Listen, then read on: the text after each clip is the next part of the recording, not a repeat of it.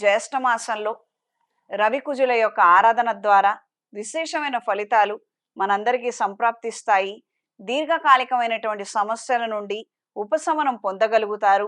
రుణ బాధలు ఎక్కువగా ఉండి ఎన్నో సంవత్సరాలుగా రుణాలు పెరగడమే తప్పించి ఆ రుణాలను తీర్చే మార్గం కానీ ఆదాయం కానీ మన చేతికి అందకుండా ఇబ్బందులు పడుతున్న వారు ఈ మాసంలో రవికుజుల యొక్క ఆరాధన చేయగలిగితే విశేషమైన ఫలితాలు సంప్రాప్తిస్తాయి.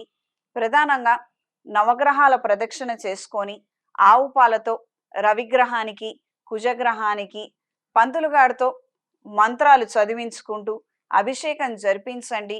ఆ తదుపరి దాన ధర్మాది కార్యక్రమాలు చేయగలిగితే విశేషమైన ఫలితాలు సంప్రాప్తిస్తాయి.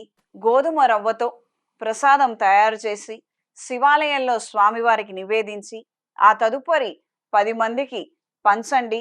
తద్వారా అనుకున్న కార్యక్రమాలలో పురోగతిని సాధించగలుగుతారు. ఎన్నో సంవత్సరాలుగా కోర్టు వ్యవహారాది తీర్పులు, దీర్ఘకాలికమైనటువంటి అనారోగ్యాలు, రుణ బాధలు అధికంగా ఉన్నప్పుడు రుణ విమోచక అంగారక స్తోత్రం ప్రతిరోజు చదవండి. అంగారక జప సహిత అంగారక పాష్పత హోమాన్ని జరిపించండి. వృషభ రాశి వారికి సానుకూల ఫలితాలు గోచరిస్తున్నాయి. నూతన అవకాశాలని చేజెక్కించుకోగలుగుతారు. సదవకాశాలను సక్రమంగా అందుకోగలుగుతారు. మీతో పాటుగా మీ స్నేహితులు, సహోద్యోగులకు కూడా మంచి అనుకూలమైనటువంటి వాతావరణం ఏర్పడుతుంది.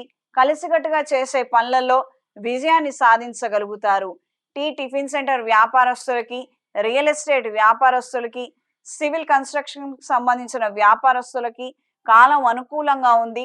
రాబోయే రోజుల్లో వీటికి మంచి గుర్తింపు, ఆదాయము, మంచి ధర పలికే విధంగా పరిస్థితులు ఉంటాయి. మిర్చి వ్యాపారస్తులకి, ఉల్లిపాయ వ్యాపారస్తులకి కాలం అనుకూలంగా ఉంటుంది. రైతులకు కూడా అనుకూలంగా ఉంటుంది. పెట్టినటువంటి పెట్టుబడులకి తగినటువంటి ధనాన్ని, ఆదాయాన్ని అందుకోగలుగుతారు. దూర ప్రాంత ప్రదేశాల ప్రయాణాలు అంతంత మాత్రంగా ఉంటాయి. వాతావరణంలో మార్పుల కారణంగా అవస్థల బారిన పడే అవకాశం ఉంది. తగు జాగ్రత్తలు తీసుకోండి. జీవిత భాగస్వామితో శాశ్వతంగా విడిపోవాలన్న ఆలోచనలు ఏర్పడతాయి.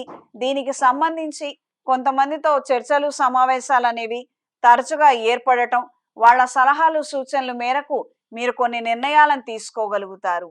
వ్యాపార రీత్యా కొన్ని స్వల్పమైనటువంటి మార్పులను చేయగలుగుతారు. పురోగతి దిశలో ఆదాయం ఉంటుంది.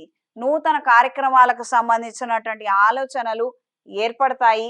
సంఘ సేవా కార్యక్రమాలలో చురుగ్గా పాల్గొనగలుగుతారు. ఈ వారం స్త్రీలకు సానుకూల ఫలితాలు గోచరిస్తున్నాయి. పెంపుడు జంతువుల్ని పెంచుకోవాలన్న ఆలోచనలు ముడిపడతాయి. స్నేహితులకి లేదా సంతానానికి కూడా పెంపుడు జంతువులను బహుమతులుగా ఇవ్వాలన్న ఆలోచనలు కలిగి ఉంటారు. స్త్రీ సంబంధిత విషయ వ్యవహారాలు అనారోగ్యాల బారిన పడే అవకాశం ఉంది. అప్రమత్తంగా ఉండండి. సంతాన సంబంధమైన సమస్యలు ఏర్పడవచ్చు. భార్యాభర్తలు ఇద్దరు ఒక మాటకి, ఒక ఒప్పందానికి వచ్చి వైద్యులను సంప్రదించగలిగితే అన్ని విధాలుగా బాగుంటుంది.